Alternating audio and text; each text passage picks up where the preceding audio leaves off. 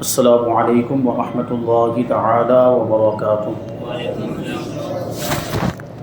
نحمده ونصلي ونسلم على رسوله الكريم اما بعد فاعوذ باللہ من الشیطان الرجیم بسم اللہ الرحمن الرحیم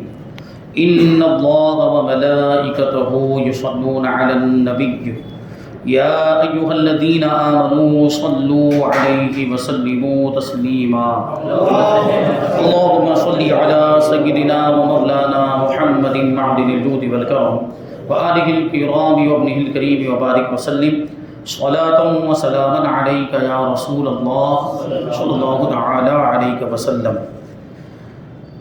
اللہ تبارک و تعالیٰ کا بے پناہ فضل و احسان ہے کہ ہمارے 2 پارے مکمل ہو چکے اس تفسیر کے درس میں، اور آج تیسرے پارے کی شروعات ہے۔ اللہ تبارک و تعالیٰ ہمیں اس سلسلے کو جاری رکھنے کی توفیق عطا فرمائے، پابندی کے ساتھ اس درس میں شریک ہونے اور جو کچھ بھی بیان ہو اس پر ہم سب کو عمل کرنے کی توفیق عطا فرمائے۔ سورہ بقرہ آیت نمبر 253 کی تفسیر ہے۔ اللہ تبارک و تعالیٰ ارشاد فرماتا ہے تلک الرسل فضلنا بعضهم على بعض منهم من کلم اللہ ورفع بعضهم درجات وآتینا عیسی ابن مریم البینات وأیدناه بروح القدس ولو شاء الله ما اقتتل الذین من بعدهم من بعد ما جاءتهم البینات ولكن اختلفوا فمنهم من آمن ومنهم من کفر ولو شاء الله ما اقتتلوا ولكن اللہ یفعل ما یرید۔ یہ رسول ہیں، ہم نے ان میں ایک کو دوسرے پر فضیلت عطا فرمائی، ان میں کسی سے اللہ نے کلام فرمایا، اور کوئی وہ ہے جسے سب پر درج و بلندی عطا فرمائی، اور ہم نے مریم کے بیٹے عیسیٰ کو کھلی نشانیاں دیں اور پاکیزہ روح سے اس کی مدد کی، اور اگر اللہ چاہتا تو ان کے بعد والے آپس میں نہ لڑتے، جبکہ ان کے پاس کھلی نشانیاں آ چکی تھیں، لیکن انہوں نے آپس میں اختلاف کیا، تو ان میں کوئی مومن رہا اور کوئی کافر ہو گیا، اور اگر اللہ چاہتا تو وہ نہ لڑتے، مگر اللہ جو چاہتا ہے کرتا ہے۔ اس آیت میں انبیاء کرام علیہ السلام کی عظمت و شان کا بیان ہے، اور یاد رہے کہ نبی ہونے میں تو تمام انبیاء کرام علیہ السلام برابر ہیں، نبوت کی منصب میں اور نبوت کا جو مقام ہے اس اعتبار سے تو چونکہ نبی تو سبھی ہیں، وہ مرتبہ تو سارے انبیاء کرام کو حاصل ہے،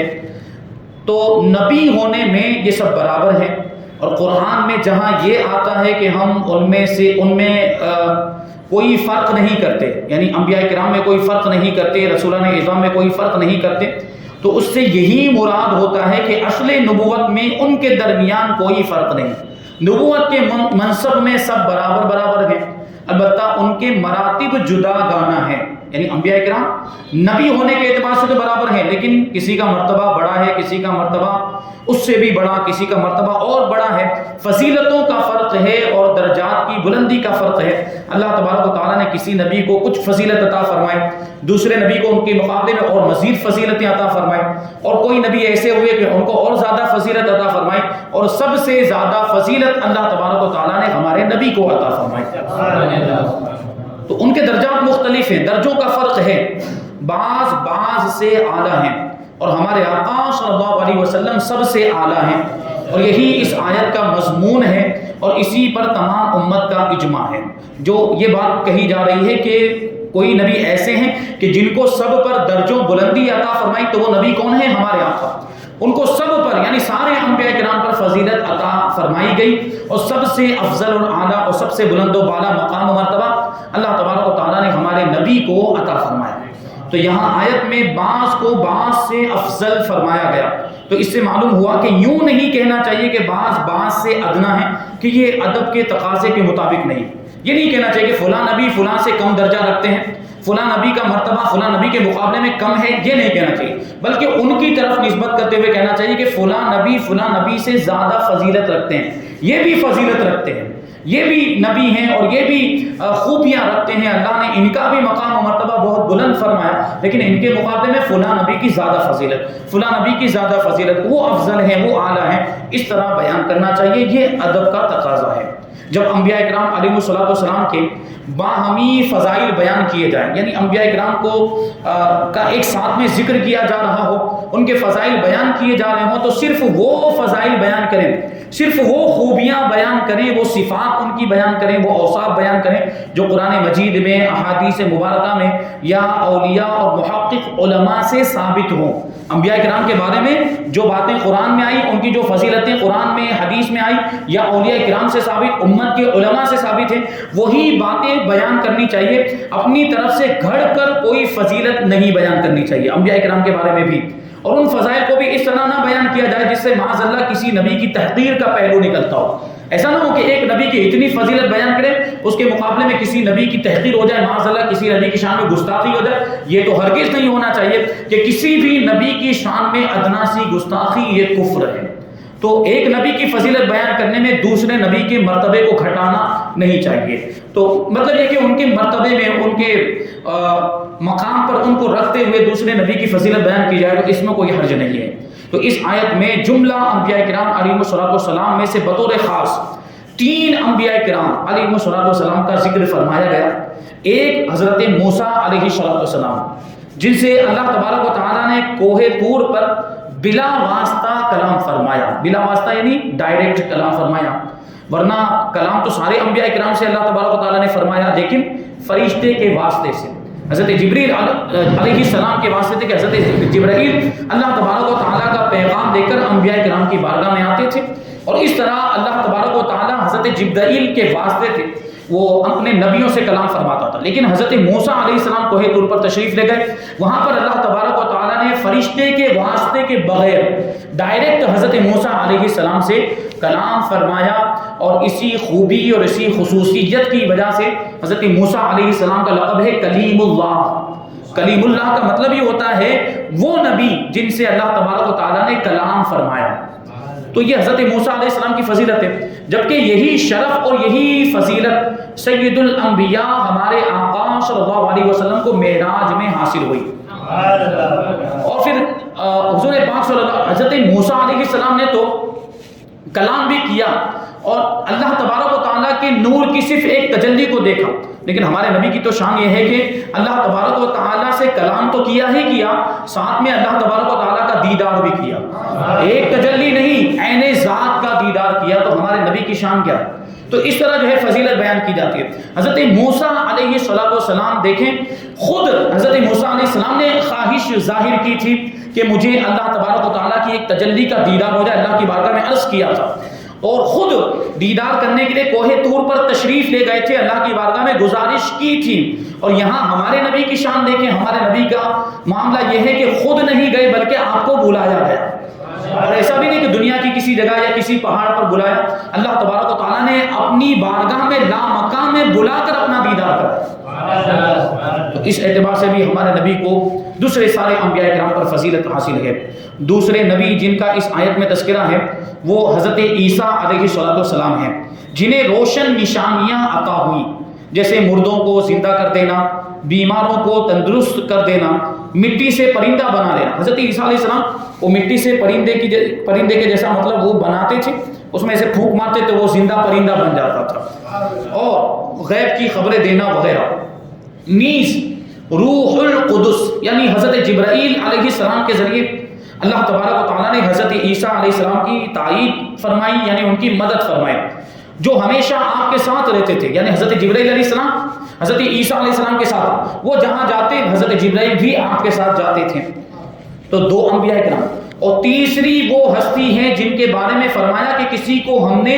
درجوں بلندی عطا فرمائی، اور جن کو درجوں بلندی عطا فرمائی وہ ہمارے آقا و مولا ملجا و ماوا حضور پر نور سید الانبیاء محمد مصطفیٰ صلی اللہ علیہ وسلم ہیں، کہ آپ کو کثیر درجات کے ساتھ تمام انبیاء کرام علیہ السلام پر فضیلت عطا فرمائی۔ اور اس عقیدے پر تمام امت کا اجماع ہے، یہ جو عقیدہ ہے کہ حضور سارے انبیاء کرام میں سب سے زیادہ فضیلت رکھتے ہیں، اس پر پوری امت کا اجماع ہے، یہ اجماعی عقیدہ ہے، اور یہ عقیدہ بکثرت حدیثوں سے ثابت ہے۔ اس آیت میں حضور اقدس صلی اللہ علیہ وسلم کی اس رفعت مرتبہ کا بیان فرمایا گیا، اللہ تعالیٰ نے آپ کو کیسا بلند مرتبہ عطا فرمایا، اس کا ذکر اس آیت کریمہ میں۔ اور پھر غور کرنے والی بات ہے کہ حضور کا نام نام اس آیت کریمہ میں نہیں آیا. حضرت موسیٰ علیہ السلام کا نام آیا, منہم من کلم اللہ, نام نہیں آیا. حضرت موسیٰ علیہ السلام کا بھی نام نہیں آیا, لیکن حضرت عیسیٰ علیہ السلام کا نام آیا, اور ہمارے نبی کا بھی نام نہیں آیا. لیکن ہم نے جب یہ سنا, آپ نے بھی سنا, ایمان والوں نے سنا کہ نبیوں میں سے بعض نبی وہ ہیں, ایک نبی وہ ہیں جن کو سب پر درجوں فضیلت عطا فرمائی, تو ہمارا ذہن کدھر گیا؟ ہمارے آقا کی طرف گیا, کیونکہ سب پر فضیلت تو ہمارے آقا کو ہی ملی ہے, تو نام لینے کی ضرورت ہی نہیں. جب بھی یہ بات کہی جاتی ہے کہ سب سے افضل نبی کون ہے, تو سارے اہل ایمان کا ذہن ہمارے آقا کی طرف ہی جاتا ہے, تو نام لینے کی ضرورت ہی نہیں, کیونکہ یہ حضور کی خصوصیت ہے. اس وجہ سے قرآن مجید میں بھی ہمارے آقا کا نام نہیں لیا گیا. فرماتے کہ نام مبارک کی تصریح نہیں کی گئی کہ کس کو سب پر درجوں بلندی عطا فرمائی, وہ کون سے نبی ہیں, نام نہیں لیا گیا. تو اس سے بھی حضور اقدس صلی اللہ علیہ وسلم کی بلندی شان کا اظہار مقصود ہے کہ ذات والا کی یہ شان ہے, ہمارے آقا کی یہ شان ہے کہ جب تمام انبیاء کرام علیہ الصلوۃ والسلام پر فضیلت کا بیان کیا جائے تو سوائے ذات اقدس کے یہ وصف کسی پر صادق ہی نہ آئے. یعنی جب یہ بات کہی جائے کہ سب سے افضل نبی کون ہے, وہ کون سے نبی ہیں جن کو سارے انبیاء کرام پر فضیلت دی گئی ہے, تو یہ بات کسی اور پر صادق ہی نہیں آتی. اگر کسی کی طرف ذہن جاتا ہے تو وہ ہمارے آقا کی ذات ہے, تو وہاں نام لینے کی اب ضرورت ہی نہیں ہے, وہ کسی اور طرف گمان ہی نہیں جاتا. حضور پرنور صلی اللہ علیہ وسلم کے وہ خصائص, آپ کی خصوصیتیں, آپ کے کمالات, آپ کی خوبیاں جن میں آپ تمام انبیاء کرام علیہ الصلوۃ والسلام پر فائق اور افضل ہیں, ایسی خصوصیات جو کسی اور نبی کو نہیں ملی اور ان میں آپ کا کوئی شریک نہیں ہے, وہ خصوصیات بے شمار ہیں. آپ کے ایسے کمالات گنتی سے باہر ہیں, کیونکہ قرآن میں یہ ارشاد ہوا کہ درجوں بلند کیا, اور ان درجوں کا کوئی شمار قرآن مجید میں ذکر نہیں کیا. کتنے درجے, 2 درجے, 4 درجے, 5, 6 درجے, 100, 1000 درجے, کتنے درجے بلند کیا, یہ اس آیت کریمہ میں کوئی ذکر نہیں. درجوں بلند کیا, اس کو مبہم رکھا گیا, وہ کتنے درجے بلند کیے وہ اللہ ہی جانتا ہے. تو اس سے بھی پتا چلا کہ ہمارے نبی کی خصوصیتیں بے شمار ہیں, آپ کے کمالات بے شمار ہیں. تو اب ان درجوں کی کون حد لگا سکتا ہے؟ کوئی حد بندی کر سکتا ہے, کوئی لمٹ بتا سکتا ہے کہ وہ درجے کتنے ہیں؟ کوئی نہیں بتا سکتا, کیونکہ جب قرآن میں اس کی کوئی حد بندی نہیں کی گئی اور درجوں کی کوئی گنتی نہیں بیان کی گئی ہے, تو ہم اور آپ کیسے اس کی حد بندی کر سکتے ہیں یا کوئی ایک گنتی کے ساتھ اس کو خاص کر سکتے ہیں؟ تو اس سے پتا چلا کہ ہمارے آقا کو جو فضیلتیں ملی ہیں, ہمارے آقا کو جو خصوصیتیں ملی ہیں, وہ شمار اور گنتی سے باہر ہے. ان بے شمار خصائص میں سے بعض کا اجمالی اور مختصر بیان یہ ہے کہ آپ کی رسالت عامہ ہے. آپ کی رسالت جو ہے وہ عام ہے, یعنی تمام کائنات آپ کی امت ہے. جیسے بعض انبیاء کرام, دوسرے انبیاء کرام کا حال آپ سنتے ہیں اور پڑھتے ہیں, ان کی سیرت کو سنتے ہیں آپ علماء کرام سے, کہ اکثر انبیاء کرام کا حال یہ تھا کہ وہ کسی خاص قوم کے لیے نبی بنا کر بھیجے گئے, کسی خاص علاقے کے لیے نبی بنا کر بھیجے گئے, کسی خاص قبیلے کے لیے نبی بنا کر بھیجے گئے, کسی خاص برادری میں نبی بنا کر بھیجے گئے. لیکن ہمارے نبی جو ہیں وہ کسی خاص قبیلے یا کسی خاص قوم یا کسی خاص علاقے کے لیے نبی بنا کر نہیں بھیجے گئے, بلکہ آپ پوری کائنات کے لیے نبی بنا کر بھیجے گئے, اور پوری کائنات آپ کی امت ہے. اللہ تبارک و تعالیٰ ارشاد فرماتا ہے کہ وما ارسلناک الا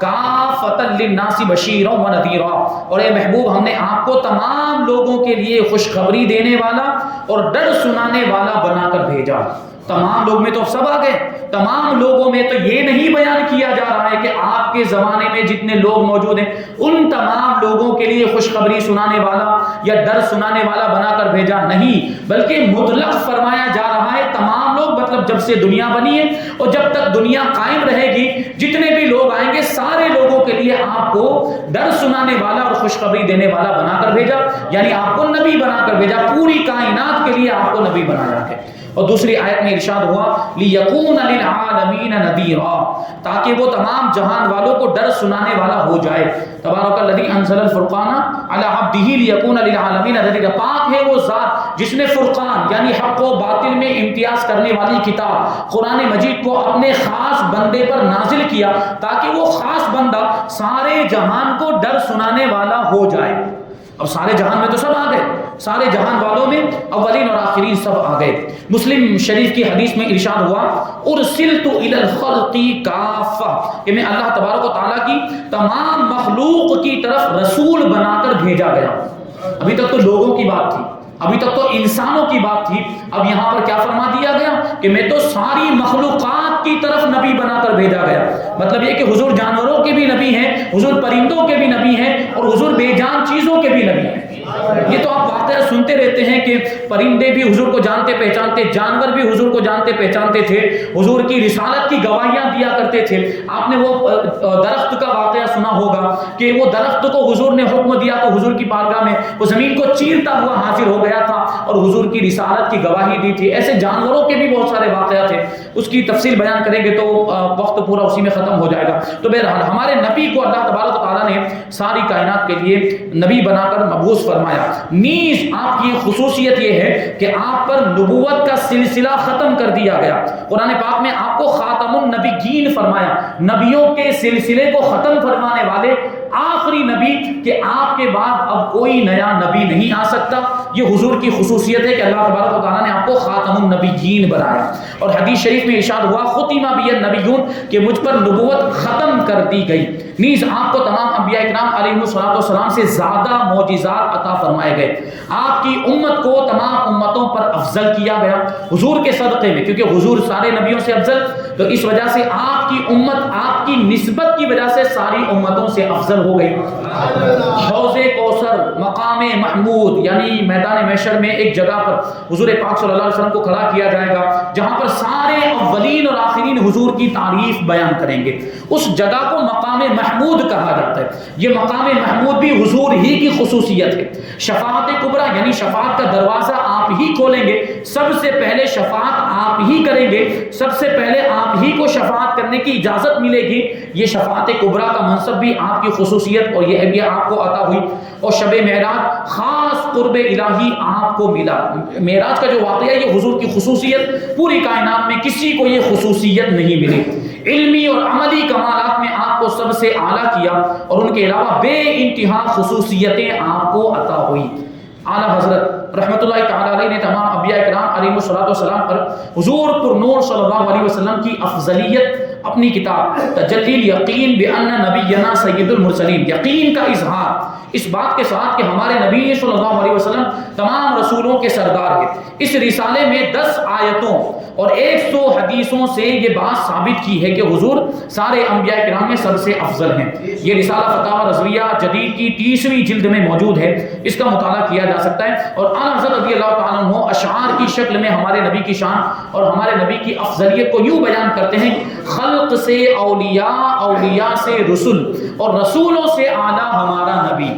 کیا مطلب ہوا کہ عام مخلوق سے افضل کون ہے؟ اولیاء کرام، اور اولیاء کرام سے افضل و اعلیٰ کون ہے؟ رسولان اعظام انبیاء کرام، اور انبیاء کرام سے بھی افضل و اعلیٰ ہمارے نبی ہیں۔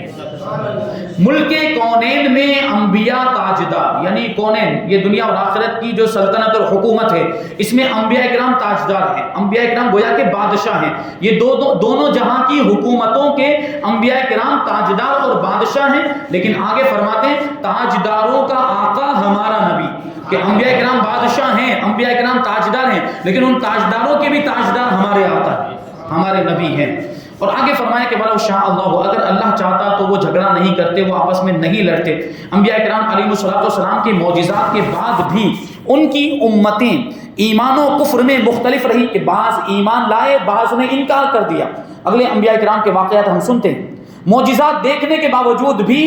وہ کچھ ان کی، بلکہ اکثر کا معاملہ یہ تھا کہ معجزات دیکھنے کے باوجود، واضح نشانیاں دیکھنے کے باوجود بھی ایمان نہیں لائے، کچھ ایمان لائے کچھ نہیں لائے۔